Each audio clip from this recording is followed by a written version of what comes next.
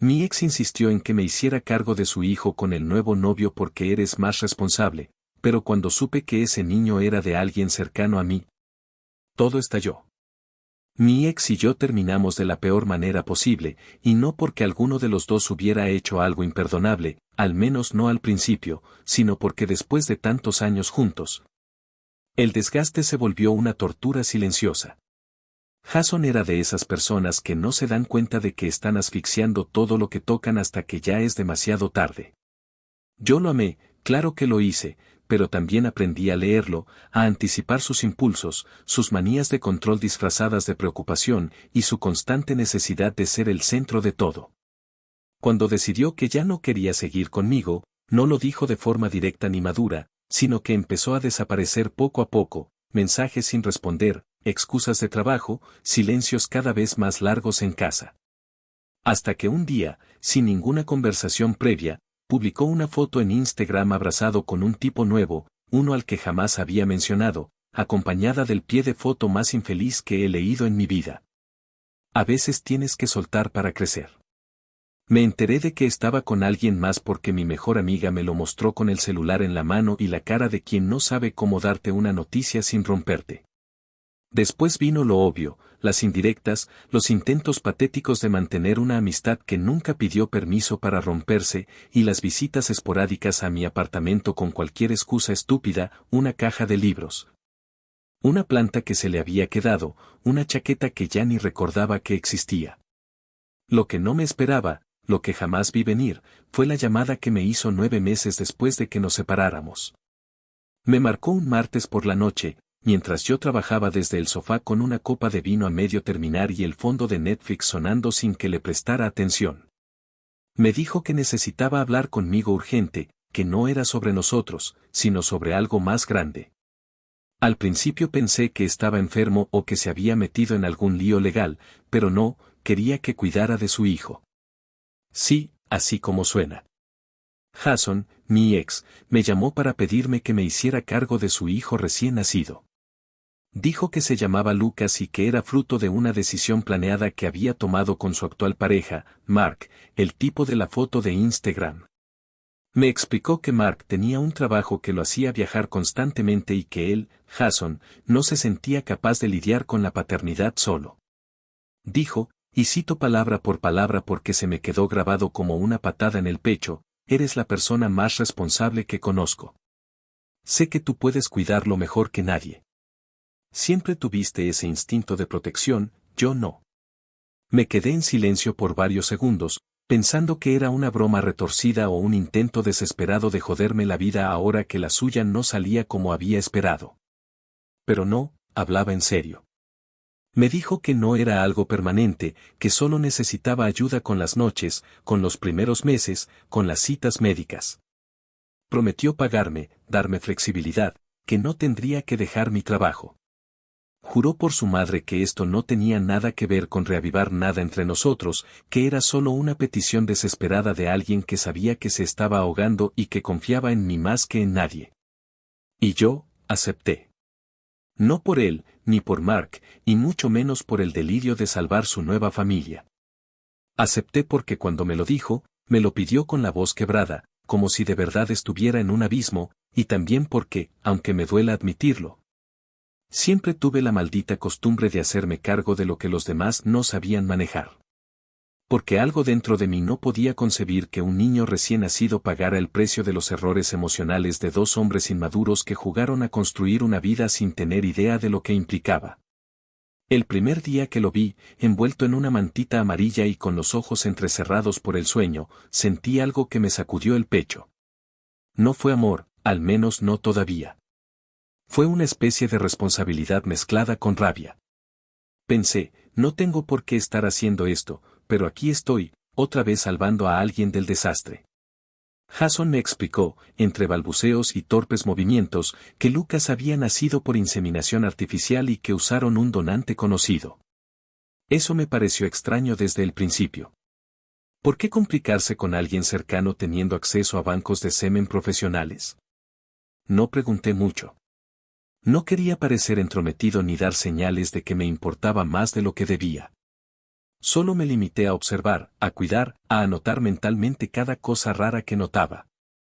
Y entre tantas cosas, hubo una que no me dejaba dormir por las noches: los ojos de Lucas. Eran verdes, un verde intenso e inusual que yo solo había visto en una persona en toda mi vida. Un verde imposible de ignorar. Un verde que no podía pertenecerle ni a Jason ni a Mark. Un verde que me perseguía con la fuerza de una sospecha que todavía no estaba lista para explotar, pero que empezaba a tomar forma dentro de mi cabeza. Actualización 1. 2 semanas después de haber aceptado cuidar a Lucas, mi vida ya no se parecía en nada a lo que había sido.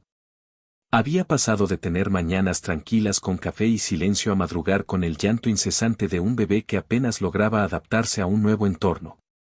Cada día era una coreografía caótica que comenzaba antes del amanecer: preparar la leche, cambiar pañales, lidiar con cólicos, improvisar canciones para calmarlo.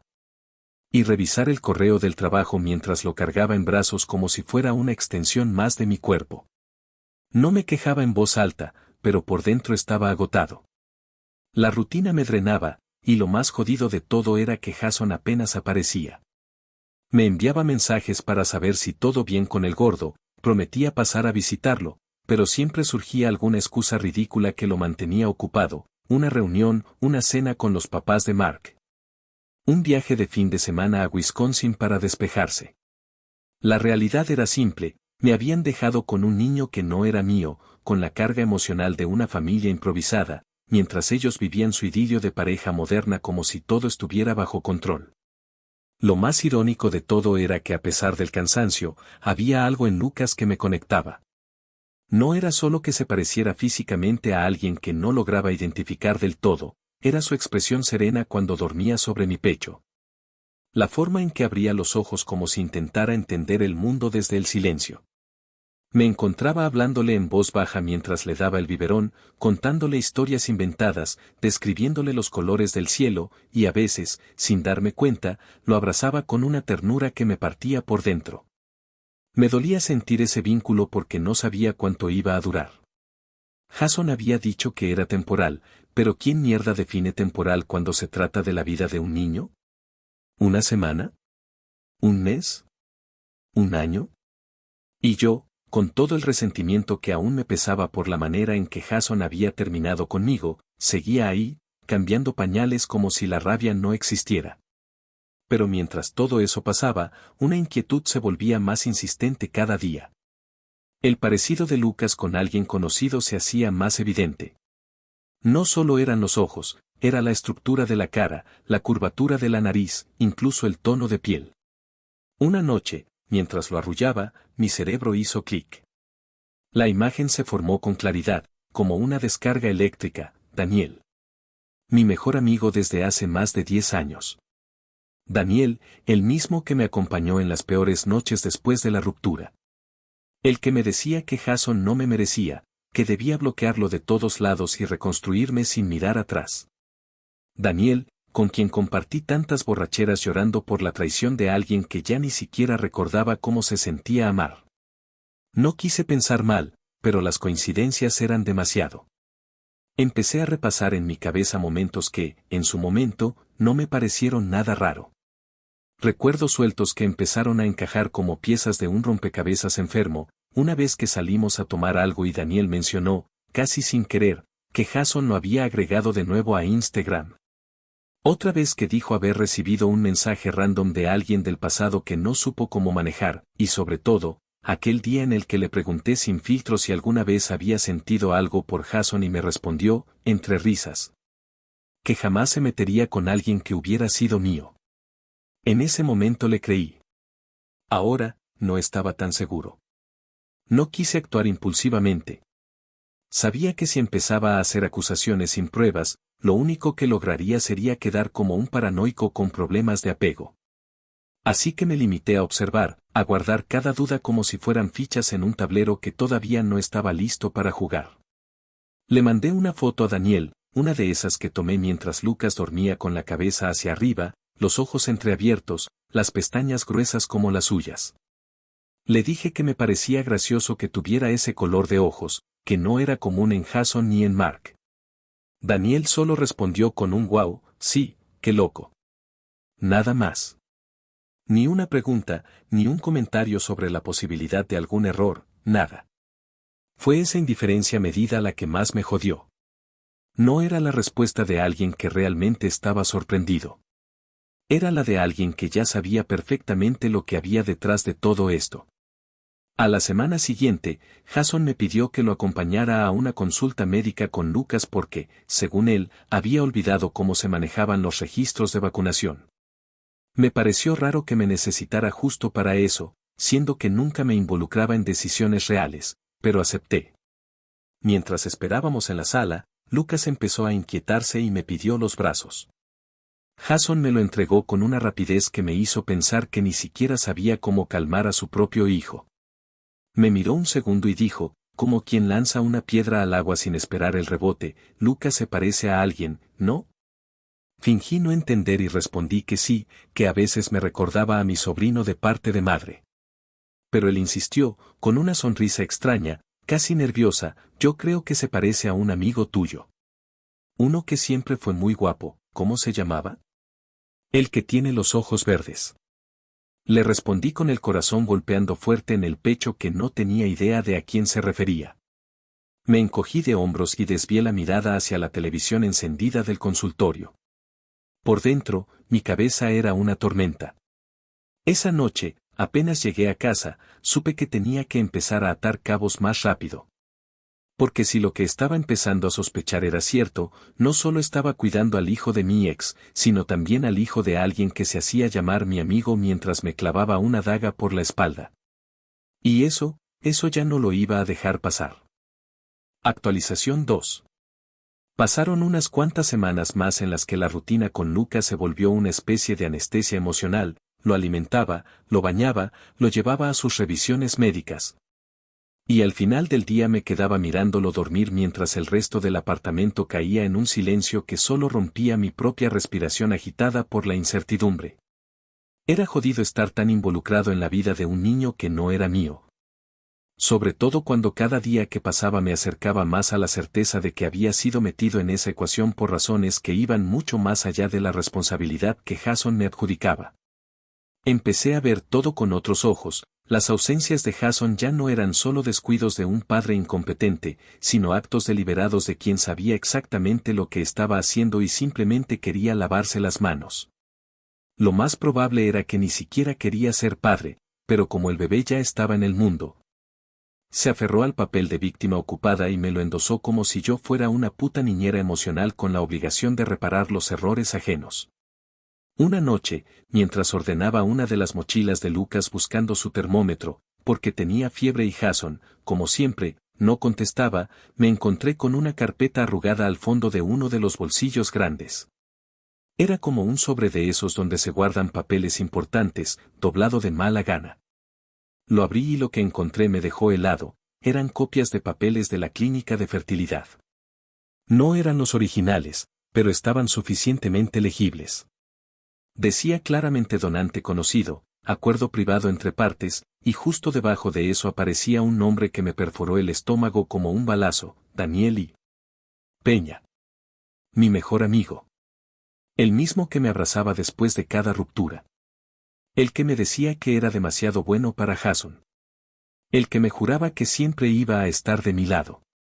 El que ahora, sin haber dicho una sola palabra, resultaba ser el puto padre de Lucas. Me quedé mirando el papel por varios minutos como si mi cerebro necesitara tiempo extra para procesar lo que mis ojos ya sabían con certeza. No fue solo enojo lo que sentí, fue una mezcla entre náuseas, tristeza, traición y una rabia visceral que me nubló la vista. No sé en qué momento agarré el celular y marqué a Daniel. Solo recuerdo que cuando escuché su voz, tuve que tragarme el grito que me subía por la garganta. Le dije que necesitaba verlo, que era urgente, que no aceptaba un luego ni un déjame ver mi agenda. Me respondió con ese tono neutro que siempre usaba cuando no quería dar explicaciones, que estaba ocupado, que si podía ser al día siguiente. Le respondí con una frialdad que no supe de dónde salió, que si no me veía esa noche, yo mismo iba a aparecerme en su casa sin avisar. Aceptó. Nos vimos en un café en la zona norte de la ciudad, uno de esos sitios donde nadie pregunta nada, donde puedes desmoronarte o estallar y seguirás siendo solo otra historia triste entre cientos de mesas vacías. Le mostré la carpeta sin decir palabra.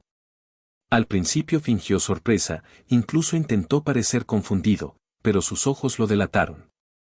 Su mandíbula se tensó, miró hacia abajo y luego murmuró algo tan patético como no era mi intención herirte.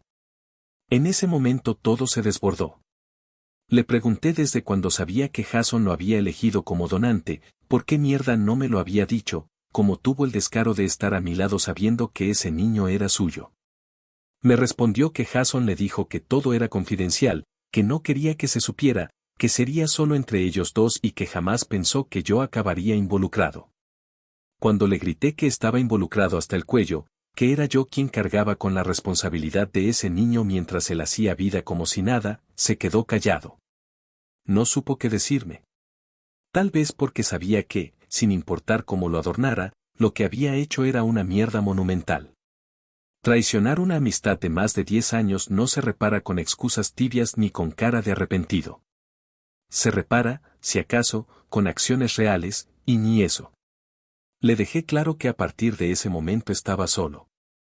Que no pensara que yo iba a seguir cuidando al hijo que tuvo con mi ex como si fuera un regalo de caridad. Y lo peor fue que ni siquiera intentó detenerme.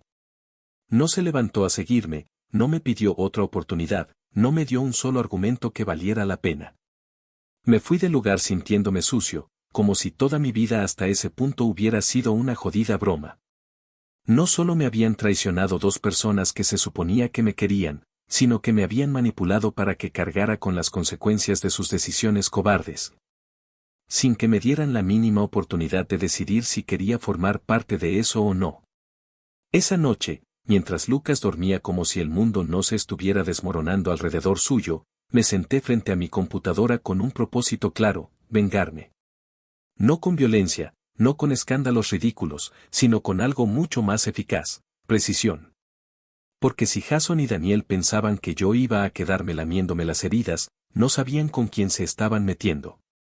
Y no me iba a conformar con dejarlos fuera de mi vida. Iba a hacer que se arrepintieran de haberme subestimado. Actualización 3. Un mes después de esa noche en el café, las cosas habían cambiado por completo, pero no para mejor. Lo que antes era rutina se volvió estrategia. Lo que antes era cansancio, ahora era rabia organizada. No corté el contacto con Jason de inmediato porque necesitaba más tiempo para preparar lo que venía. Tampoco le dije a Daniel que sabía absolutamente todo sobre los acuerdos legales ni que había tomado fotos del documento con su nombre. Me limité a actuar con calma, fingiendo un desgaste emocional normal, como si todo el peso de cuidar a Lucas empezara a afectarme y necesitara cierto respiro. Jason, cómodo en su papel de víctima ocupada, tragó el cuento sin cuestionarlo. De hecho, su reacción fue tan rápida que confirmaba que llevaba meses deseando tener una excusa válida para quitarse de encima la responsabilidad. Me propuso que Lucas durmiera en su casa de vez en cuando, como para que yo pudiera recuperar energía. Le dije que me parecía justo, pero le inventé que Lucas tenía una reacción alérgica severa a ciertos detergentes, jabones y ambientadores. Que si no cumplía con una lista de condiciones que redacté como si fuera una receta médica, le podían salir erupciones graves, fiebre, hasta problemas respiratorios. Funcionó. Se asustó. Lo vi en su voz temblorosa cuando me dijo que no se sentía capacitado para cumplir con todo eso, que mejor lo siguiera cuidando yo y que él cubriría los gastos. Y fue ahí donde empecé a manipularlo a mi antojo. Le hacía creer que debía comprar fórmulas especiales que no existían en el mercado regular, pañales de un tipo específico que mandaba traer por Amazon con sobreprecio, toallitas hipoalergénicas de marca alemana. Cada producto lo inflaba más de lo necesario. Me mandaba el dinero sin revisar porque, supuestamente, yo era la única persona en la que confiaba con la salud del bebé. Lo tenía comiendo de mi mano y ni se daba cuenta. Mark, por su parte, ni aparecía. Estaba tan metido en su trabajo de viajero corporativo que no sabía ni en qué ciudad estaba el niño, y eso también me ayudó. Porque cuanto menos se metiera, más espacio tenía yo para mover mis fichas. Mientras tanto, empecé a investigar a fondo a la clínica donde había nacido Lucas. No era difícil, bastaba con hacer unas cuantas llamadas, dejar correr el apellido correcto, simular interés en un procedimiento similar, mencionar por accidente nombres conocidos. Conseguí a una asistente que, sin darse cuenta, me confirmó que Daniel había hecho más de una visita al centro durante el año anterior. Que incluso había acompañado a la pareja interesada a algunas sesiones de consulta. La hija de puta no lo dijo con esas palabras, claro, pero soltó suficientes detalles como para que yo terminara de encajar la historia. Lo que no sabía era que yo estaba anotando cada palabra y grabando la llamada. En paralelo, me dediqué a revisar el historial de mensajes que tenía con Daniel de los últimos 2 años. Aunque él había sido cuidadoso, encontré algunos textos que, leídos ahora con la perspectiva de la traición, eran una confesión implícita. Frases como a veces uno se mete en cosas que no debería, pero ya es tarde para salirse o si tú supieras todo lo que he callado, me odiarías cobraban un significado totalmente distinto.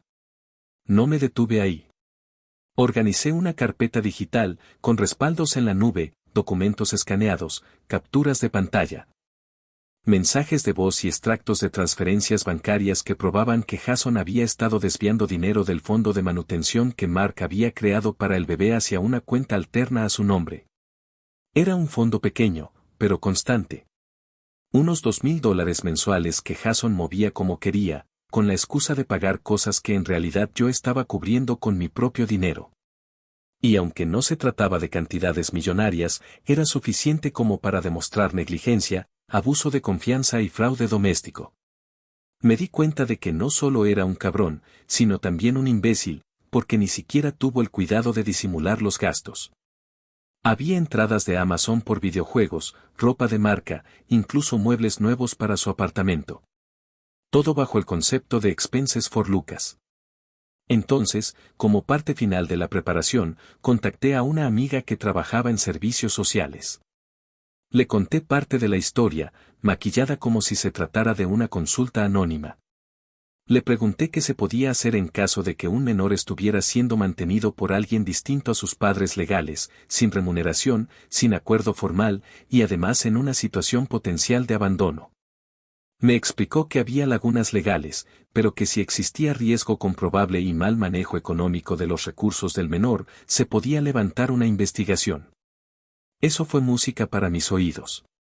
No porque quisiera quedarme con Lucas, aunque para ese punto lo adoraba más de lo que hubiera querido admitir, sino porque tenía en mis manos la forma perfecta de hacerlos arder a los dos. No bastaba con gritarles en la cara. Quería que todo su teatro se viniera abajo con papeles, con citaciones, con miedo real. Esa misma semana, armé la trampa final. Organicé una pequeña reunión en mi casa con el pretexto de celebrar los 6 meses de Lucas. Invité solo a Jason, Daniel y una amiga en común que sabía que no soportaba las mentiras y que siempre estaba dispuesta a sacar la verdad cuando olía hipocresía. Preparé todo como si fuera una fiesta tranquila, globos, cupcakes, fotos impresas del niño. Pero detrás de cada adorno, había una intención. Tenía una memoria USB conectada al televisor. Un archivo que titulé Lucas, legado para que no despertara sospechas. Mientras todos tomaban asiento y se servían bebida, me paré al frente con una sonrisa. Dije que había preparado una pequeña presentación para agradecerles su apoyo en esta etapa. Le di play al video sin darles tiempo a reaccionar. En pantalla, aparecieron las imágenes de los documentos de la clínica. Luego, la transcripción de la llamada con la asistente. Después, los estados de cuenta donde Jason usaba el fondo del niño para comprarse una nueva consola de videojuegos. Y finalmente, la imagen de Daniel sosteniendo un vaso en una fiesta, con el pie de foto que él mismo había escrito hace meses, hay cosas que uno hace por amor y que jamás se confiesan. El silencio fue inmediato. Jason palideció. Daniel no levantaba la mirada. Y mi amiga se tapó la boca con una mano mientras me decía en voz baja, no puedo creer que hayan sido tan cínicos. Yo sí lo creía. Por eso me aseguré de que cada evidencia estuviera bien clara. Porque no basta con que te duela. A veces la verdad necesita ser tan jodidamente brutal que no pueda negarse, aunque te parta la vida por la mitad. Y aún faltaba lo mejor. Actualización 4. 2 semanas después de aquella noche en que proyecté su humillación pública, el verdadero infierno empezó a desatarse, y esta vez no fui yo quien tuvo que mover un solo dedo. El propio peso de sus actos empezó a aplastarlos, uno por uno. Jason, apenas digirió la humillación, intentó primero minimizar todo diciendo que era un malentendido, que yo había sacado las cosas de contexto, que las finanzas familiares son complicadas y que todo se podía aclarar con una conversación en privado. Me envió varios mensajes lloriqueando sobre cómo le estaba arruinando la vida, cómo estaba exagerando todo por despecho, como él solo había hecho lo mejor para su hijo. Me reí en su cara, de manera literal, no metafórica, cuando un día me llamó suplicando que eliminara los archivos del USB, como si no tuviera ya al menos 5 copias de respaldo en servidores diferentes. Daniel, por su lado, optó por el camino cobarde de la negación absoluta. No contestaba mensajes, no devolvía llamadas, y básicamente desapareció del mapa como el pedazo de mierda que demostró ser desde el primer momento en que permitió que todo esto sucediera. Yo seguí con mi plan como quien sigue una receta perfecta. Con toda la documentación en regla, presenté una queja formal en servicios sociales usando la ruta que mi amiga me había explicado. No exageré, no inventé, no adorné nada, me limité a relatar los hechos tal como eran, adjuntando las pruebas que mostraban abandono, negligencia, mal uso de recursos destinados al cuidado del menor y fraude económico. El expediente que armé era tan sólido que, en menos de 5 días hábiles, ya tenían abierta una investigación formal en contra de Jason. Una asistente social se presentó de sorpresa en su apartamento, pidiéndole que demostrara, en tiempo real, todo lo que afirmaba en su solicitud de manutención y cuidado de Lucas. Le exigieron recibos, citas médicas, registros de gastos y bitácoras de atención diaria. Obviamente, no tenía una mierda. Apenas logró balbucear excusas mientras la asistente tomaba nota de cada contradicción. Mientras tanto, Mark, el novio corporativo ausente, fue notificado también. Resulta que, aunque no era el padre biológico, su nombre aparecía como corresponsable económico en los papeles de la clínica. Y eso significaba que, ante la ley, también tenía obligaciones. Cuando se enteró de todo el desmadre, incluyendo el desvío de dinero y la inexistencia de registros médicos al día, montó en cólera. No sé si por culpa, por miedo a perder su reputación empresarial, o porque de verdad se sintió usado, pero la cosa es que Mark no solo cortó toda relación con Jason en menos de 48 horas, sino que además contrató a un abogado para limpiar su nombre de cualquier asociación con el caso. En cuestión de una semana, Jason perdió a su pareja, su estabilidad económica, su reputación entre amigos y colegas, y, lo más importante de todo, perdió el control de su propia narrativa. Yo seguía cuidando a Lucas en silencio, viendo cómo todo se desmoronaba sin necesidad de mover más piezas. Era como ver un incendio desde una casa segura, el calor se sentía, pero no podía alcanzarme. Daniel, en un acto de desesperación monumental, finalmente apareció un día en mi puerta. No tocó. Golpeó con la fuerza de quien está al borde de un ataque de pánico. Cuando abrí, lo vi, los ojos rojos, la barba descuidada, la camiseta arrugada. Parecía un fantasma del hombre que alguna vez fue mi mejor amigo. Sin darme tiempo a decir nada, soltó entre lágrimas que lo sentía, que nunca fue su intención, que Jason lo había manipulado, que pensó que si ayudaba con la donación todo quedaría en el pasado. Me lanzó un discurso patético sobre la culpa, sobre cómo había tenido pesadillas viéndome criar a un hijo que debía ser suyo, sobre cómo había intentado mantenerse al margen para no hacerme más daño. Cada palabra era más patética que la anterior. No pude evitar preguntarle, con una calma que me sorprendió hasta a mí mismo, en qué momento pensó que permitir que yo criara a su hijo sin saberlo era no hacerme daño. Se quedó en silencio, bajó la mirada, y supe que no había ni un gramo de honestidad en su arrepentimiento. Solo miedo. No lo dejé entrar. Le dije que cualquier cosa que tuviera que resolver ahora sería en tribunales, con abogados de por medio, porque ya no confiaba ni una puta palabra que saliera de su boca. Cerré la puerta en su cara mientras lloraba en el pasillo, pero no me movió ni un pelo de compasión. Para mí, ambos estaban muertos.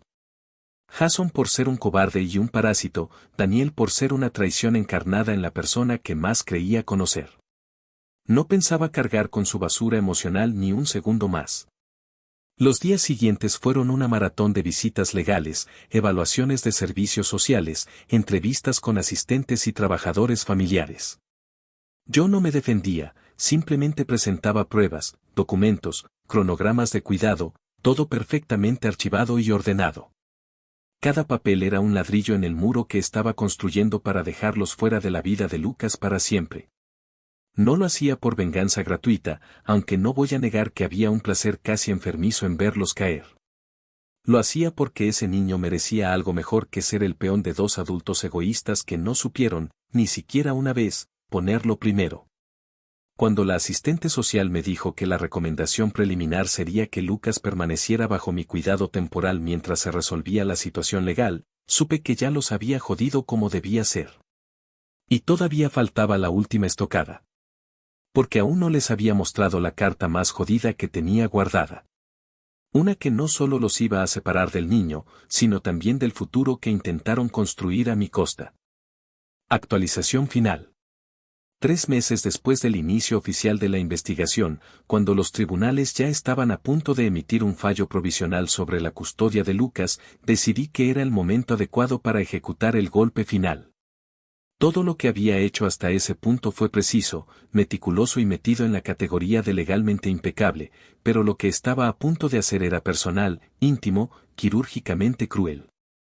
Era la venganza que no salía en papeles ni se discutía en audiencias, pero que iba a marcar para siempre la vida de quienes intentaron usarme como escudo humano para no cargar con sus propias decisiones. Y para eso, tenía una carta preparada que nadie, ni siquiera Jason con su ego de mierda ni Daniel con su falsa humildad, iba a ver venir. Un par de años atrás, cuando aún estaba con Jason y creía ingenuamente que construíamos algo sólido, él me había dado acceso total a una de sus cuentas de almacenamiento en la nube. Compartíamos archivos de viajes, documentos de impuestos, incluso conversaciones personales que él prefería guardar ahí porque, según decía, era más seguro que tenerlas en su teléfono. Nunca me molesté en revisarla cuando terminamos porque me pareció invasivo, innecesario, infantil. Pero ahora que él había cruzado todas las líneas posibles, decidí entrar por última vez a esa cuenta antes de cerrarla definitivamente.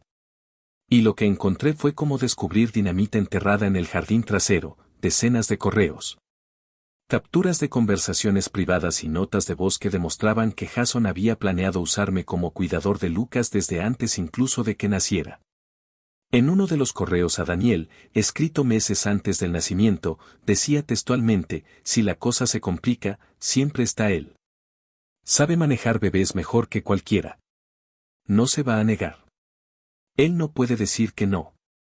Daniel, el muy hijo de puta, le respondió, solo asegúrate de que no sospeche.